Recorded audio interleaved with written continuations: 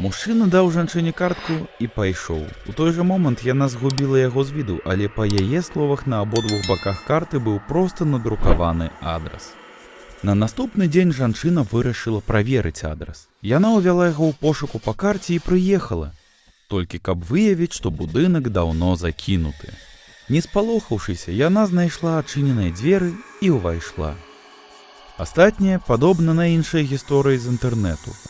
Унутры будынку жанчына сустрэла нешта падобнае на ультрасучасную клініку.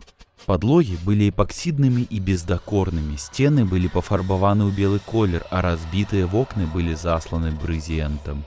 Са столі нават віселі люмінесцэнтныя лампы. Гэта было далёка ад пакоя забойстваў, якія жанчына ўяўляла сабе, знайшоўшы закінутае месца.